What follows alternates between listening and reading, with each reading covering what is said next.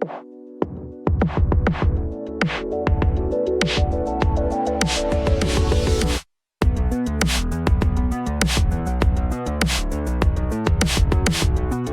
the way, I put up something for you to share when talking, and you want to talk a little bit about the setting. This is what I was going to be using for doing it's a map of the Chimera Belt, which is an area that has not been written about yet, except in the fact that it is it is going to be where I'm going to be putting part of my Amplified Worlds when I start doing the RPG. And I do have a setting and a storyline to go for it. But you'll notice right up here in this upper corner, that is methane clouds. And you have also trash whorls, wherein, see, remember this, if in a nebula, you're going to discover it has winds as well. And that means it's going to develop whorls and eddies and things like that that are going to hold together. And all this area here is a collection of skylines of various sizes, some small, some big, Imperial base, pirate base down in this area. And all this whole area, the reason it's called the Chimera Belt is this is where the largest collection of uplifted animals are from. What species of uplift do you have? I have bovomorphs, which are cows, servomorphs, which are deer, elk, moose. I have canomorphs, dogs and wolves, coyotes and whatnot. Vulpomorphs, foxes, lagomorphs, and rodentomorphs, which are rabbits, rats, and other rodents. Camelomorphs, which are camel, llama, and such not. Cetaceomorphs, which are whales, as you'll notice. We do waterbergs, giant blobs of free-floating liquid water. You also have amphimorphs, which are amphibians. Ichthyomorphs, which are fish. And then scyphosomorphs and cephalomorphs, which are basically your cephalopods, and also what was the other thing? Darn it, I'm gonna have to look back at my notes. I can't remember the psychosomorphs were again. I think something. Anyway, erathromorphs are also crabs and lobsters and whatnot. Reptomorphs, reptiles, philomorphs, cats. Bambo was very last. I will cite this here. Yeah. Is this like a warrior deer? Yes, this is my warrior deer wife. Mr. She developed out. Yes. That is I have to ask. Are there donkey men in this setting? That would be located under the bovomorphs, probably.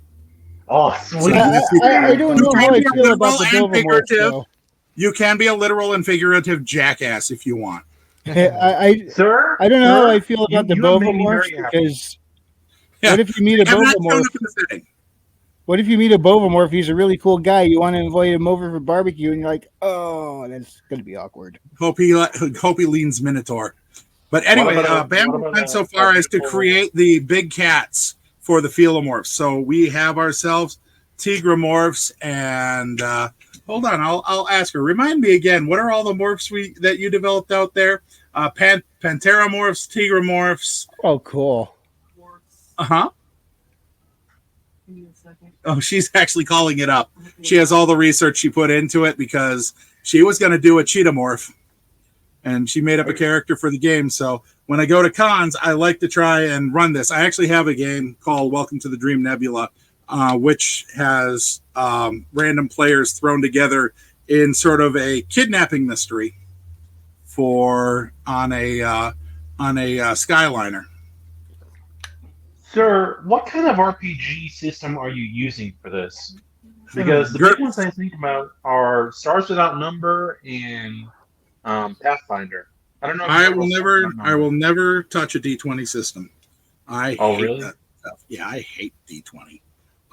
I personally want to make my own. I have the dice system already kind of worked out in my head. I have an initiative system that is absolutely revolutionary. The problem is actually doing the data crunching, having the time to do it and doing the data crunching.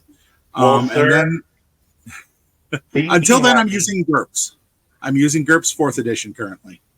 Well, sir, be very happy because you're talking to a DM in training. And if you need like a beta tester, just call me up, and I will happily play this with you. Okay. What was that? Sorry. That's because Bambo had all the books. Yeah. That's because Bambo had literally all the books, and it would fit. Yeah, she had the books. Right. Okay, so what were all the philomorphs that you put together again? Leomorphs, Pantheramorphs. Leomorphs and Pantheramorphs. Tigermorphs. Cheetahmorphs. And what was called Philomorph General. And Philomorph General, she calls it. And those are all uplifted from cats. And they formed their own society separate from it all. But since Zhao conquered all of the world, he also took all these animals as well as humans.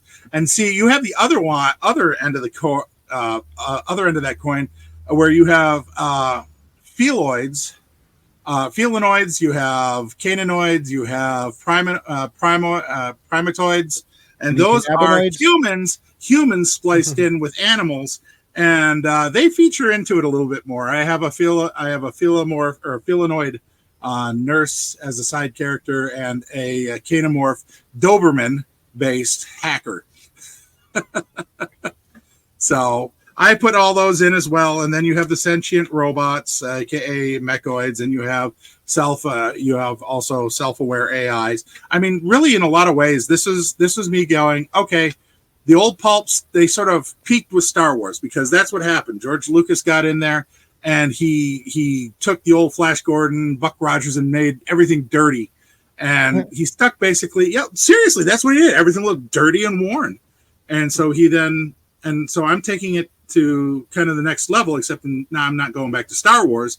I'm going farther back and trying to pull out what was it that was really cool from the 1930s through 50s style pulps, and mixing in cyberpunk and nanopunk, the hard science fiction, the new even some of the new transhumanist stuff.